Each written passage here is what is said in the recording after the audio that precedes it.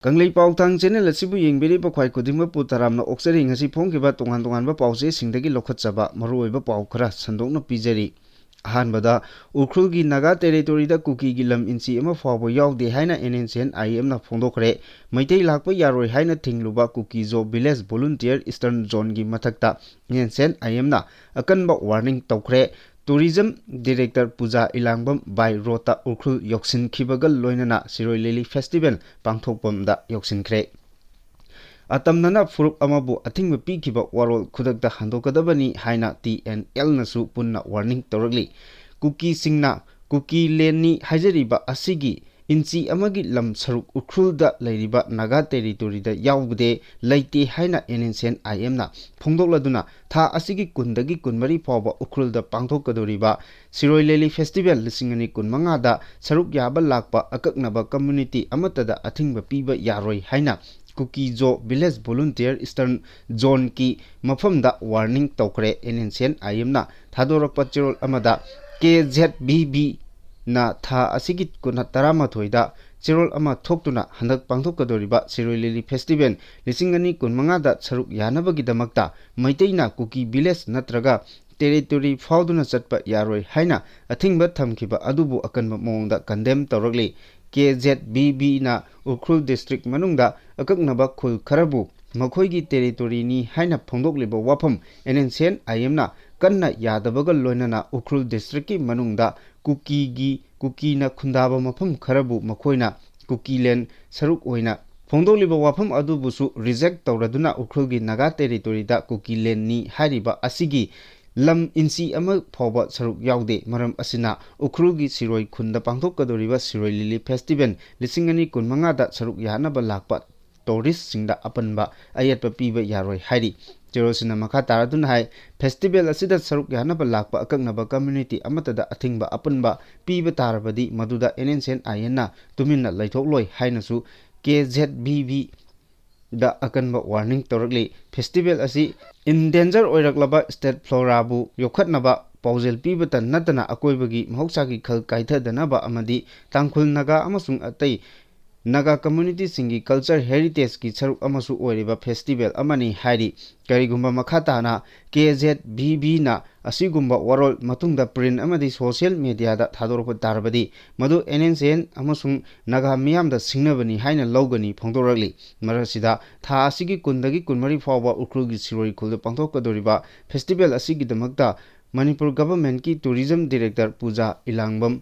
ngarang by Rota Ukrul Yoksin Kibagal Loinana Festival Pangthokadoriba mafamsing yengsinkre khongjat aduda tourism gi secretary na jingba mokok thongba official sing kayasu saruk yakhi ningsingba yabadi tha asigi taramatoida KZBB na thokiba chirol amada pangthokadoriba festival asida saruk yanaba mitei amata Kuki Village territory fauduna chatpa yaroi haina warning torakhibani amaromda Siroi Lily Festival lisingani kunmanga da saruk yaba lakpa akaknaba community amata da athingba amadi apanba piba yaroi haina tangkhul nagalong TNL na akanba wafamsu thamlagli TNL na thadorpa chirol amada akaknaba community amabu festival asida saruk yaba lakpada athingba thamkiba mari leinaba organization aduna makhoigi wafamsing adu khudakta handokadabani haikibaga loinana TNL na tha asigi mapalda chirol ama thoktuna TNL gi jurisdiction manungda lanai miyoi natraga khulna gari amabu khamduna check tawbagi thabak jathaba sungya yaroi haina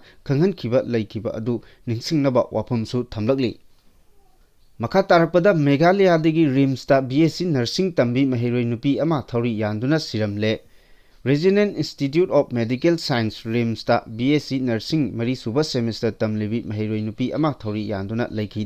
laikhidrabi mahiroi adugi Maming Miss Abel Sasiana CH Sahi Kunmathoi Apopa Dingi and Sama Kawi Meghalaya gi Rengram Assam Gare West Garo Hills Tagini Hari Housing Mahak RIMS ta BSc Nursing Mari Suba Semester Tamlibi Mahiruini Rimski Nursing Hostel gi Lebak Lay House that Laibani Mahana Thori Yalam Liba Mapamadu Mahana Lariba Hostel Adugi Nakalda Laiba Haukiba Kumza Lisingani Taratareta Maina Chakraba Hostel Manungdani Hairi Ngarang Ayupung Nipal Minute Kunmanga Rom Chatpa Matamda Boys Hostel Romdagi Ubadagi Mahana Lariba Hostel Adugi Wardenda Harakpadagi Kangba Namkibani Pawadu Pangbaga Lampen Police the Pawpiduna Police ki team su mapam aduda laktuna yengsin ki loinana Forensic Science ki team su laktuna yengsin ki mahak karigidamak matau karamna laikidabano haibagi chapchaba paw hojik phawba khangba ngamdri makha taba post mortem gidamak Jenims ki mokta pukre Lampen Police Station na thodu asigi matangda thijin homjin gibagi thabak chathakibaga loinana case ama register tawkre Kuki Jo MLA Singh amadi sul chatnariba Kuki lalhoba Singhi oiba mifam ama Guwahati da pangthoknaba lepnakre Kuki Jo MLA Singh amadi suspension of operation su group da lairiba Kuki lalholup Singhi lusingba Singha mifam ama mi 13 ta Guwahati da pangthoknaba lepnakre hairi pause asina phangba pawgi source amagi matung inna mifam duda Kuki Jo Council gi governing council na Manipur da Popular Government ama semnabagi matangda amata oiba phirep launaba pukhallakiba wafam khanagadabani hairi for pawgi source asina makhata na hai mamang thagi kulumdoida KZC gi ahanba governing council gi mifam ama Churachandpur district ki Rangkai Rins auditorium da pangthoki mifam adugi hek nonganbaga Kangpokpida UPF amadi KNO gi lujingba sing yauna mifam amasu pangthoktuna interaction program su chathaki KZC gi ahanba governing council gi mifam aduna Indian constituency gi article 339A gi makhada Pondicherry gi Union Territory model da political aspiration pihanba haiba warep adu amuk hana reform tawki hairi Chathakiba Council gi mifam aduda Kuki Jo Singna Khundariba District Singdagi lakiba civil society organization singi lusingba amadi atai lusingba delegate Maripu Tara Romna Saruk Yaki mifam aduda political unity amagi makada self administration gi road map amasu puthokna khanaki loinana tongan tongan ba warep mangasu yenaba leitana loki warep sing adugi manungda cabinet expansion ki damak council gi oiba vice chairperson mari joint secretary mari assistant secretary mari hapnaba chairman da sinaba budget framework ki oina constituent body singda comprehensive budget sing chap manana yen thokpa separate administration ki demand amuk hanna reform toba council na ayaba pikhraba foundational principle sing nainaraba matungda amendment toba amadi Manipur gi popular government ama sembagi matangda Kuki MLA sing amadi su group gi lujingba sing Guwahati da dialogue chathabani hairi pawgi source asina maghatan hai mifam aduda council gi chief coordinator CS Ajang Khongchaina thobu oikibaga loinana Kuki Jo Council gi spokesperson Ginja Buljong na official oina record tawkhisu hairi Maka tarapa pawda Kolkata airport manungda mere pass bomb he hairuba maitei macha ama security na pajinduna thamkre Kolkata airport tagi mobile damna paigadaba Indigo flight ta tonggadaba maitei macha amana mahakna tonggadaba flight adu bomb haiba wahi pallubadagi Kolkata airport tagi akiba angakpa saktam ama oikibaga loinana maitei macha adu security na pajinduna thamkibaga loinana bomb thiba humbagi thabak chathabana maram oraga flight ching matam thengthana paikhre hairi Chaudo si hokiba ningthokaba numiki nungthil pung ama makai rom taba matamda Kolkata airport ta thokibani hairi pawsina makhatan hai Kolkata airport tagi Mumbai tamna paigadaba Indigo flight number 6E5227 ta tonggadaba masagi chahi 13 rom suraba Sega road Konjeng Hazari Lekai Regang Chongthamna airport aduda lairiba Indigo flight security singda Hindi londa mere pass bomb he haiba wahai hairubani hairi hauji India amadi Pakistan ani gi marakta lainariba mari asina maram oiraga India ge tongan ba state singda leiba airport sing thingjiluraba matung hangdorakibaga loinana Kolkata airport chu akanba section thorang lokhatpagi saruk ama oina passenger sing amadi loinarakpa polam sing tangkak anirak humlak thokna check tawbagi thabak su chathaki hairi Makha tarakpa yamna angakpa paw amada lisingani kuntrani thoida asteroid 2024 YR4 na Indiana corridor oiba maramna prithibida yamna chauna akaiba oigadori Ikuidana astronomer singna asteroid lisingani kunmari YR4 thengnakibaga loinana khongjel yangna pairiba asteroid asina lisingani kuntrani thoigi December 22 da ꯄ꯭ꯔꯤꯊꯤꯕꯤꯒꯤ ꯂꯩꯃꯥꯏꯗ ꯄꯥꯏꯁꯤꯜꯂꯛꯇꯨꯅ ꯄ꯭ꯔꯤꯊꯤꯕꯤꯒ ꯊꯣꯡꯒꯥꯏꯅꯕ ꯌꯥꯕꯒꯤ ꯐꯤꯚꯝꯗ ꯂꯩꯕꯅ ꯑꯦꯁꯇ꯭ꯔꯣꯏꯗ ꯑꯁꯤꯅ ꯏꯟꯗꯤꯌꯥꯗ ꯀꯣꯔꯤꯗꯣꯔ ꯑꯣꯏ, ꯃꯔꯝ ꯑꯁꯤꯅ ꯏꯟꯗꯤꯌꯥꯒꯤ ꯆꯥꯎꯅ ꯑꯃꯥꯡ ꯑꯇꯥ ꯊꯣꯛꯀꯅꯤ ꯍꯥꯏꯅ ꯑꯈꯪ ꯑꯍꯩꯁꯤꯡꯅ ꯄꯥꯅꯔꯤ꯫ ꯍꯥꯏꯔꯤꯕ 2024 YR4 ꯑꯦꯁꯇ꯭ꯔꯣꯏꯗ ꯑꯁꯤ ꯆꯥꯎꯔꯥꯛꯅ ꯃꯤꯇꯔ 90ꯗꯒꯤꯅ 100 ꯐꯥꯎꯕ ꯄꯥꯛꯏ꯫ ꯅꯥꯁꯥꯒꯤ ꯃꯇꯨꯡ ꯏꯟꯅ ꯍꯥꯏꯔꯤꯕ ꯑꯦꯁꯇ꯭ꯔꯣꯏꯗ ꯑꯁꯤꯒ ꯄ꯭ꯔꯤꯊꯤꯕꯤꯒ ꯊꯣꯡꯒꯥꯏꯅꯕꯒꯤ ꯑꯣꯏꯊꯣꯛꯄ ꯆꯥꯡ ꯑꯁꯤ 5ꯗꯒꯤ 8 ꯐꯥꯎꯕ ꯂꯩꯕꯅ ꯄ꯭ꯔꯤꯊꯤꯕꯤꯒꯤ ꯃꯤꯄꯨꯝ ꯈꯨꯗꯤꯡꯃꯛꯅ ꯍꯧꯖꯤꯛ ꯌꯥꯝꯅ ꯃꯤꯄꯥꯏꯕ ꯄꯣꯛꯅꯔꯦ꯫ ꯄꯥꯎ ꯑꯁꯤꯒꯤ ꯃꯇꯨꯡ ꯏꯟꯅ ꯑꯦꯁꯇ꯭ꯔꯣꯏꯗ ꯑꯁꯤꯅ ꯇꯣꯔꯤꯅꯣ ꯁ꯭ꯀꯦꯜ ꯔꯦꯇꯤꯡ ꯁꯤꯖꯤꯟꯅꯗꯨꯅ ꯀꯌꯥ ꯌꯥꯝꯅ ꯄ꯭ꯔꯤꯊꯤꯕꯤ ꯑꯁꯤꯗ ꯁꯣꯛꯍꯟꯒꯗꯒꯦ ꯍꯥꯏꯕꯒꯤ ꯑꯀꯨꯞꯄ ꯃꯣꯅꯤꯇꯔꯁꯤꯡ ꯇꯣꯉꯥꯟ ꯇꯣꯉꯥꯟꯕ ꯁ꯭ꯄꯦꯁ ꯑꯦꯖꯦꯟꯁꯤꯁꯤꯡꯅ ꯊꯤꯖꯤꯜꯂꯤ꯫ ꯋꯥꯏꯌꯔꯒꯤ ꯔꯤꯄꯣꯔꯠꯀꯤ ꯃꯇꯨꯡ ꯏꯟꯅꯗꯤ ꯑꯦꯁꯇ꯭ꯔꯣꯏꯗ ꯑꯁꯤꯅ ꯁꯣꯂꯔ ꯁꯤꯁꯇꯦꯝꯗ ꯂꯩꯔꯤꯕ ꯑꯇꯩ ꯄ꯭ꯂꯥꯅꯦꯠꯁꯤꯡꯗꯗꯤ ꯏꯝꯄꯦꯛ ꯄꯤꯕꯒꯤ ꯑꯣꯏꯊꯣꯛꯄ ꯂꯩꯇꯦ꯫ ꯇꯧꯕꯇꯕꯨ ꯑꯦꯁꯇ꯭ꯔꯣꯏꯗ ꯑꯁꯤꯒꯤ ꯀꯣꯔꯤꯗꯣꯔ ꯑꯣꯏꯔꯤꯕ ꯂꯩꯕꯥꯛꯁꯤꯡꯗꯗꯤ ꯈꯔ ꯃꯈꯩꯗꯤ ꯁꯣꯛꯍꯜꯂꯕ ꯌꯥꯏ ꯍꯥꯏꯅ ꯐꯣꯡꯗꯣꯛꯂꯤ꯫ ꯑꯦꯁꯇ꯭ꯔꯣꯏꯗ ꯑꯁꯤꯅ ꯐꯥꯎꯗꯨꯅ ꯆꯠꯀꯗꯕ ꯃꯐꯝ ꯍꯥꯏꯕꯗꯤ ꯀꯣꯔꯤꯗꯣꯔꯁꯤꯡ ꯑꯁꯤ ꯄ꯭ꯔꯤꯊꯤꯕꯤꯒꯤ ꯑꯣꯏꯅ ꯅꯣꯔꯗꯔꯟ ꯁꯥꯎꯊ ꯑꯃꯦꯔꯤꯀꯥ ꯐꯥꯎꯗꯨꯅ ꯄꯦꯁꯤꯐꯤꯛ ꯑꯣꯁꯤꯟꯗꯒꯤ ꯁꯥꯎꯗꯔꯟ ꯑꯦꯔꯤꯌꯥ, ꯑꯔꯥꯕꯤꯌꯥꯟ ꯁꯤ ꯑꯃꯗꯤ ꯑꯐ꯭ꯔꯤꯀꯥꯗꯅꯤ꯫ ꯑꯗꯨꯒ ꯑꯦꯁꯇ꯭ꯔꯣꯏꯗ ꯑꯁꯤꯒꯤ ꯌꯥꯝꯅ ꯑꯀꯟꯕ ꯑꯣꯏꯒꯅꯤ ꯍꯥꯏꯅ ꯄꯥꯅꯔꯤꯕ ꯀꯣꯔꯤꯗꯣꯔ ꯑꯁꯤꯅ ꯏꯟꯗꯤꯌꯥꯗ ꯇꯥꯔꯒꯁꯨ ꯑꯦꯁꯇ꯭ꯔꯣꯏꯗ ꯑꯁꯤꯅ ꯑꯇꯩ ꯂꯩꯕꯥꯛꯁꯤꯡ ꯍꯥꯏꯕꯗꯤ ꯄꯥꯀꯤꯁꯇꯥꯟ, ꯕꯪꯒ꯭ꯂꯥꯗꯦꯁ, ꯚꯦꯅꯦꯖꯨꯂꯥ, ꯀꯣꯂꯝꯕꯤꯌꯥ, ꯏꯀ꯭ꯋꯦꯇꯔ, ꯁꯨꯗꯥꯟ, ꯅꯥꯏꯖꯦꯔꯤꯌꯥ ꯑꯃꯗꯤ ꯏꯊꯤꯑꯣꯄꯤꯌꯥ ꯍꯥꯏꯔꯤꯕ ꯂꯩꯕꯥꯛꯁꯤꯡꯗꯁꯨ ꯆꯥꯎꯅ ꯁꯣꯛꯍꯟꯕ ꯌꯥꯏ ꯍꯥꯏꯅ ꯔꯤꯁꯔꯆꯔꯁꯤꯡꯅ ꯐꯣꯡꯗꯣꯛꯂꯤ꯫ ꯖꯤꯔꯤꯕꯥꯝꯗ ꯃꯥꯔ ꯅꯨꯄꯤ ꯑꯃ ꯀꯥꯡꯆꯨꯞ ꯆꯤꯡꯈꯣꯡꯗ ꯀꯨꯀꯤ ꯀꯥꯡꯂꯨꯞꯀꯤ ꯃꯤꯑꯣꯏ 4 ꯍꯥꯠꯈꯤꯕꯒ ꯃꯔꯤ ꯂꯩꯅꯅ ꯂꯥꯜꯍꯧꯕ 3 NIAꯅ ꯐꯥꯔꯦ꯫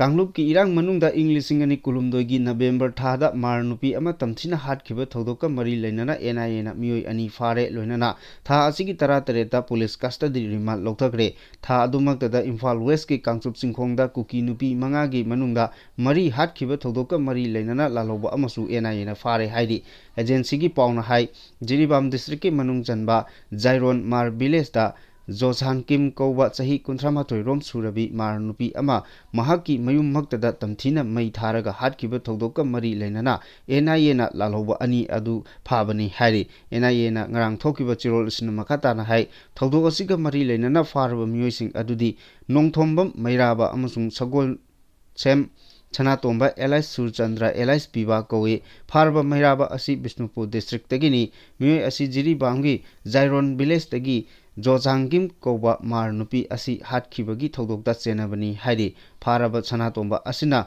ꯊꯧꯕꯥꯜ ꯗꯤꯁꯇ꯭ꯔꯤꯛꯇꯒꯤꯅꯤ꯫ ꯍꯥꯏꯔꯤꯕ ꯃꯤꯑꯣꯏ ꯑꯁꯤꯁꯨ ꯊꯧꯗꯣꯛ ꯑꯗꯨꯗ ꯆꯦꯟꯅꯕꯅꯤ ꯍꯥꯏꯔꯤ꯫ ꯍꯧꯈꯤꯕ ꯆꯍꯤ 2019ꯒꯤ ꯃꯦ 3ꯗ ꯃꯥꯔ ꯅꯨꯄꯤ ꯑꯗꯨ ꯇꯝꯊꯤꯅ ꯍꯥꯠꯈꯤꯕꯒꯤ ꯊꯧꯗꯣꯛꯇ ꯆꯦꯟꯅꯕꯅꯤ꯫ ꯊꯧꯗꯣꯛ ꯑꯗꯨꯗ ꯃꯥꯔ ꯅꯨꯄꯤ ꯑꯗꯨ 3rd ꯗꯤꯒ꯭ꯔꯤ ꯃꯦꯊꯗꯇ ꯑꯣꯠ ꯅꯩꯕꯗ ꯅꯠꯇꯅ ꯃꯁꯥ ꯄꯨꯝꯕ ꯆꯥꯗ ꯃꯔꯤꯐꯨ-19 ꯃꯩꯅ ꯆꯥꯛꯂꯝꯂꯦ꯫ ꯚꯤꯛꯇꯤꯝ ꯑꯗꯨꯒꯤ ꯍꯛꯆꯥꯡꯒꯤ ꯁꯔꯨꯛ ꯑꯌꯥꯝꯕ ꯊꯤꯕ ꯈꯪꯗꯕ ꯀꯌꯥꯁꯨ ꯌꯥꯎꯔꯤ꯫ ꯅꯨꯄꯤ ꯑꯗꯨꯒꯤ ꯍꯛꯆꯥꯡꯒꯤ ꯁꯔꯨꯛ ꯑꯌꯥꯝꯕꯗ ꯃꯩꯅ ꯀꯥꯊꯦꯛꯇꯨꯅ ꯆꯥꯛꯄꯅ ꯃꯔꯝ ꯑꯣꯏꯔꯒ ꯃꯍꯥꯛꯀꯤ ꯃꯄꯨꯔꯣꯏꯕꯅ ꯅꯨꯄꯤ ꯑꯗꯣ ꯔꯦꯞ ꯇꯧꯔꯕ ꯃꯇꯨꯡ ꯍꯥꯠꯈꯤꯕꯅꯤ ꯍꯥꯏꯅ FIR ꯂꯣꯗꯖ ꯇꯧꯈ꯭ꯔꯕꯁꯨ ꯄꯣꯁ꯭ꯠꯃꯣꯔꯇꯦꯝ ꯑꯗꯨꯒꯤ ꯆꯞ ꯆꯥꯕ ꯈꯨꯗꯝ ꯑꯃꯠꯇ ꯐꯪꯈꯤꯗꯦ ꯍꯥꯏꯔꯤ꯫ ꯚꯤꯛꯇꯤꯝ ꯑꯗꯨꯒꯤ ꯂꯤꯝꯕꯀꯤ ꯃꯊꯛꯀꯤ ꯁꯔꯨꯛ ꯑꯃꯗꯤ ꯃꯈꯥꯒꯤ ꯁꯔꯨꯛꯁꯤꯡ ꯑꯗꯨ ꯊꯤꯕ ꯈꯪꯗꯅ ꯂꯩꯔꯤꯕꯅꯤ ꯍꯥꯏꯔꯤ꯫ ꯑꯇꯣꯞꯄ ꯑꯃꯅ ꯍꯧꯈꯤꯕ ꯆꯍꯤ 2019ꯗ ꯏꯝꯐꯥꯜ ꯋꯦꯁꯀꯤ ꯀꯥꯡꯆꯨꯞ ꯆꯤꯡꯈꯣꯡꯗꯒꯤ ꯀꯨꯀꯤ ꯃꯤꯑꯣꯏ 5ꯒꯤ ꯃꯅꯨꯡꯗ 4 ꯐꯥꯔꯒ ꯍꯥꯠꯈꯤꯕꯒꯤ ꯊꯧꯗꯣꯛꯇ ꯆꯦꯟꯅꯕ KCP PWGꯒꯤ ꯀꯦꯗꯔ ꯑꯃꯁꯨ ꯐꯥꯔꯦ꯫ ꯃꯃꯤꯡꯅ ꯋꯥꯏꯈꯣꯝ ꯔꯣꯍꯤꯠ ꯀꯧꯏ꯫ ꯊꯧꯕꯥꯜ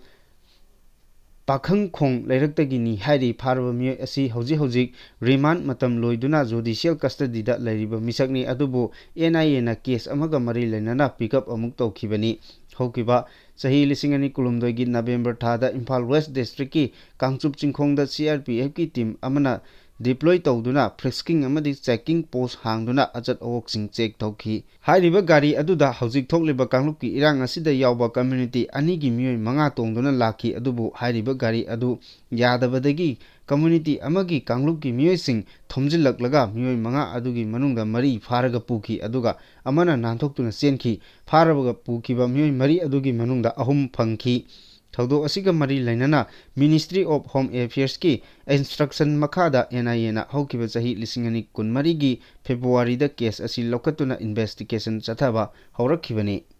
ꯄꯥꯀꯤꯁꯇꯥꯟ ꯑꯥꯔꯃꯤꯅ ꯐꯥꯖꯤꯟꯗꯨꯅ ꯊꯝꯂꯨꯕ ꯏꯟꯗꯤꯌꯥꯒꯤ BSF ꯄꯔꯁꯣꯅꯦꯜ ꯉꯔꯥꯡ ꯊꯥꯗꯣꯔꯛꯈ꯭ꯔꯦ꯫ Pakistan Army na phajinduna numit kunmathoini Pakistan da thamlakiba India gi BSF personnel ama ngarang Pakistan gi maikaidagi tekta kaidana India da khuchinnarakre tekta kaidana khuchinnaраkraba BSF personnel adugi maming Purnam Kumar So Kawi mahak ngarang pung 10 makairom taba matamda Amritsar district ki Pakistan ga tainaba Atali Walga Rota Leiba Joint Check Post Pakistan khuchinnarakibani hariba Purnam Kumar So 24 Suba Battalion BSF ki personnel ni hairi mahak Pahalgam terrorist attack adugi nonganba April kulumdoi gi ayuk pung 13 minute yankairom tarakpa aduwaida Firoz Joypur sector da duty toba matamda Pakistan territory lansilubadagi Pakistan gi lanmi chingna phajin kibani mahak pu ngasi India da khuchinnarakhibaga loinana mahak ki masada medical checkup tawkibaga loinana BSF official singna Pakistan da lairuraba gi matangda wahang pahong kaya chathakre hairi ngasi dagi BDF singna arm down amadi pen down strike matam kaktana changsingadori BDF singi service period chatliba sahi asigi haukiba March 13 da loikraba matung April tha loiraba phawba makha taba extension order thopidaba amadi Manipur lengakta BDF singi matik chaba khusuman pibinaba amasung service regular tabinaba memorandum pisingkrabasu thabak oina pangthoktana lairiba asibu yamna kanna yaningdaba phongtokba oina ngasi me tang 15 dagi BDF singna matam kaktaba strike changsilagani hairi pause sinam bhangba pawgi source amana changsingadoriba matam kaktaba strike asi ngasi me tang 15 ayuk pung 3 tagi horaga matam kaktana arm down amadi pen down strike togani hairi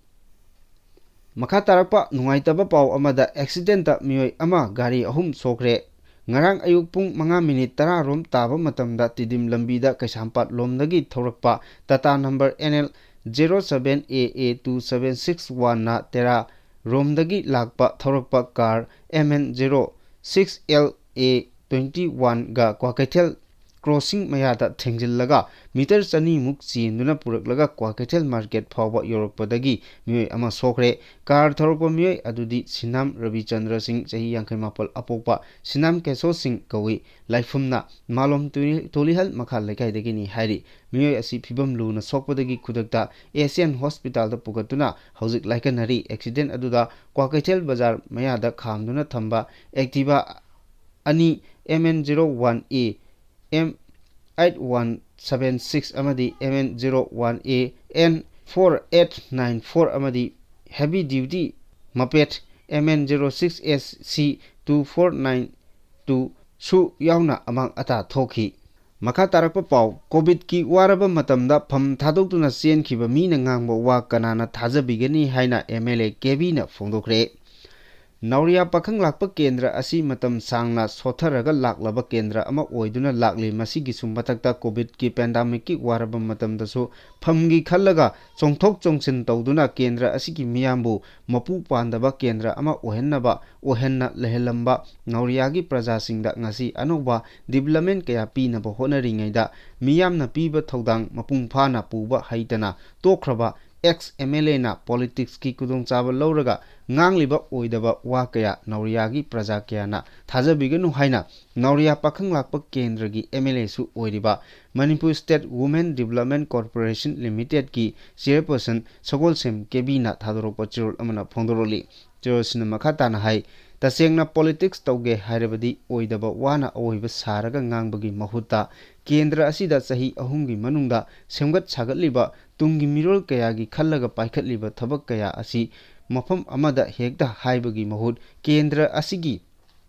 karamba mafamda kari thabak paikhatlibage haibadu koina chatlaga yenghanningi hena kupna khangninglabsu sahi ahumda paikhatliba thabak singi list khangma yagani Nauria pakhang lakpa kendra da hanagi ariba matamgi oidaba khara nganglaga prajagi hak lawraga lawgani haiba matam asiga chanadraba wakhal adu thadok haningi mamangdagi haiduna su lakpa prajagi apamba thabak kaya ngasidi atenba matam asida thabakta onthokpa horagle kharadang palabada kendra asi phawduna cheliba waisel maril asi tha ahum mari changna mechin kaya thadaduna semliba asina ngasidi waisel maril phibam hanadagi phagat hanba ngamle ꯄꯥꯜꯂꯤꯕ ꯂꯩꯉꯥꯛ ꯑꯁꯤꯒꯤ ꯄꯥꯟꯗꯝ ꯌꯨꯝꯊꯣꯡ ꯈꯨꯗꯤꯡꯗ ꯑꯔꯨꯕ ꯏꯁꯤꯡ ꯊꯛꯅꯕ ꯄꯥꯟꯗꯝꯗ ꯀꯦꯟꯗ꯭ꯔ ꯑꯁꯤꯒꯤ ꯌꯨꯝꯊꯣꯡ ꯀꯌꯥ ꯏꯁꯤꯡ ꯆꯥꯡ ꯅꯥꯏꯅ ꯐꯪꯍꯟꯕ ꯉꯝꯂꯦ꯫ ꯃꯈꯥ ꯇꯥꯅꯁꯨ ꯋꯥꯠꯍꯧꯔꯤꯕ ꯊꯕꯛꯁꯤꯡ ꯑꯊꯨꯕꯗ ꯐꯪꯍꯟꯅꯕ ꯍꯣꯠꯅꯈꯤꯒꯅꯤ ꯍꯥꯏꯈꯤ꯫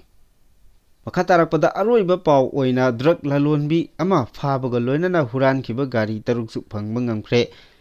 ꯁ꯭ꯇꯦꯠ ꯄꯨꯂꯤꯁꯅ ꯆꯠꯊꯈꯤꯕ ꯑꯈꯟꯅꯕ ꯗ꯭ꯔꯥꯏꯚꯇ ꯗ꯭ꯔꯒ ꯂꯂꯣꯟꯕꯤ ꯅꯨꯄꯤ ꯑꯃ ꯐꯥꯕ ꯉꯝꯈꯤꯕꯒ ꯂꯣꯏꯅꯅ ꯍꯨꯔꯥꯟꯈꯤꯕ ꯒꯥꯔꯤ 6 ꯑꯃꯁꯨ ꯐꯪꯕ ꯉꯝꯈ꯭ꯔꯦ ꯍꯥꯏꯔꯤ ꯃꯅꯤꯄꯨꯔ ꯄꯨꯂꯤꯁꯅ ꯊꯥꯗꯣꯔꯛꯄ ꯆꯤꯔꯣꯜ ꯑꯃꯗ꯫ ꯃꯅꯤꯄꯨꯔ ꯄꯨꯂꯤꯁꯅ ꯉꯔꯥꯡ ꯆꯠꯊꯈꯤꯕ ꯗ꯭ꯔꯥꯏꯚꯇ ꯊꯧꯕꯥꯜ ꯗꯤꯁꯇ꯭ꯔꯤꯛꯀꯤ ꯂꯤꯂꯣꯡ ꯄꯨꯂꯤꯁ ꯁ꯭ꯇꯦꯁꯟꯒꯤ ꯃꯅꯨꯡ ꯆꯟꯕ ꯂꯤꯂꯣꯡ ꯍꯥꯎꯔꯩꯕꯤ ꯇꯨꯔꯦꯜ ꯑꯍꯟꯕꯤ ꯀꯥꯂꯩꯈꯣꯡꯗꯒꯤ ꯐꯥꯇꯤꯃꯥ ꯆꯍꯤ 43 ꯀꯧꯕꯤ ꯅꯨꯄꯤ ꯑꯃ ꯅꯤꯁꯥ ꯑꯣꯏꯅ ꯁꯤꯖꯤꯟꯅꯕ ꯀꯣꯔꯗꯤꯟ ꯐꯣꯁꯐꯦꯠ ꯑꯦꯟ ꯇ꯭ꯔꯤꯄꯣꯂꯤꯗꯤꯟ HCl ꯁꯥꯏꯔꯞ ꯕꯣꯇꯜ 51ꯒ ꯀꯣꯟꯅꯅ ꯐꯥꯔꯦ ꯍꯥꯏꯔꯤ꯫ ꯑꯃꯔꯣꯝꯗ ꯃꯅꯤꯄꯨꯔ ꯄꯨꯂꯤꯁꯅ ꯊꯥ ꯑꯁꯤꯒꯤ 12ꯗ ꯆꯠꯊꯈꯤꯕ ꯑꯈꯟꯅꯕ ꯗ꯭ꯔꯥꯏꯚꯇꯅ ꯍꯨꯔꯥꯟꯈꯤꯕ ꯒꯥꯔꯤ 6 ꯐꯪꯕ ꯉꯝꯈꯤꯕꯒ ꯂꯣꯏꯅꯅ ꯇꯤꯟꯇꯦꯗ ꯒ꯭ꯂꯥꯁ ꯅꯞꯄ ꯒꯥꯔꯤ 64ꯗꯒꯤ ꯇꯤꯟꯇꯦꯗ ꯒ꯭ꯂꯥꯁ ꯂꯧꯊꯣꯛꯈ꯭ꯔꯦ ꯍꯥꯏꯔꯤ ꯃꯅꯤꯄꯨꯔ ꯄꯨꯂꯤꯁꯅ ꯂꯧꯈꯠꯄ ꯑꯈꯟꯅꯕ ꯊꯧꯔꯥꯡꯗ ꯅꯦꯁꯅꯦꯜ ꯍꯥꯏꯋꯦ 2 ꯑꯃꯁꯨꯡ 38ꯇ ꯅꯣꯡꯃꯒꯤ ꯇꯉꯥꯏꯐꯗꯕ ꯄꯣꯠꯂꯝꯁꯤꯡ ꯄꯨꯁꯤꯜꯂꯛꯄ ꯗ꯭ꯔꯒ ꯃꯊꯪꯁꯤꯠꯅ 208 ꯑꯃꯁꯨꯡ 250 ꯑꯀꯟꯕ ꯉꯥꯛꯁꯦꯟꯕꯒ ꯂꯣꯏꯅꯅ ꯇꯦꯛꯇ ꯀꯥꯏꯗꯅ ꯏꯝꯐꯥꯜꯗ ꯊꯨꯡꯂꯈ꯭ꯔꯦ ꯍꯥꯏꯔꯤ꯫ ꯂꯣꯏꯅꯅ ꯃꯅꯤꯄꯨꯔꯒꯤ ꯇꯣꯉꯥꯟ ꯇꯣꯉꯥꯟꯕ ꯗꯤꯁꯇ꯭ꯔꯤꯛꯁꯤꯡꯗ ꯃꯅꯤꯄꯨꯔ ꯄꯨꯂꯤꯁꯅ ꯆꯦꯛ ꯄꯣꯏꯟꯠ 110 ꯍꯥꯡꯗꯣꯛꯇꯨꯅ ꯑꯆꯠ ꯑꯋꯣꯛ ꯆꯦꯛ ꯇꯧꯕꯒꯤ ꯑꯀꯟꯕ ꯊꯕꯛꯁꯤꯡ ꯆꯠꯊꯔꯤ ꯍꯥꯏꯔꯤ꯫ ꯑꯃꯔꯣꯝꯗ ꯁꯥꯖꯤꯟꯅꯕ ꯚꯤꯗꯤꯑꯣꯁꯤꯡꯗ ꯃꯤꯌꯥꯝꯅ ꯊꯥꯖꯕꯤꯒꯅꯨ ꯑꯃꯗꯤ ꯑꯆꯨꯝꯕ ꯈꯪꯗꯕ ꯚꯤꯗꯤꯑꯣꯁꯤꯡ ꯁꯔꯀꯨꯂꯦꯁꯟ ꯇꯧꯕꯤꯒꯅꯨ꯫ ꯀꯔꯤꯒꯨꯝꯕ ꯊꯥꯗꯣꯔꯛꯄ ꯚꯤꯗꯤꯑꯣꯁꯤꯡꯗ ꯆꯤꯡꯅꯕ ꯂꯩꯔꯒꯗꯤ ꯁꯦꯟꯇ꯭ꯔꯦꯜ ꯀꯟꯇ꯭ꯔꯣꯜ ꯔꯨꯝꯒꯤ ꯅꯝꯕꯔ 9233 522 822ꯗ ꯄꯥꯎ ꯄꯤꯕꯤꯔꯛꯎ ꯍꯥꯏꯔꯛꯂꯤ꯫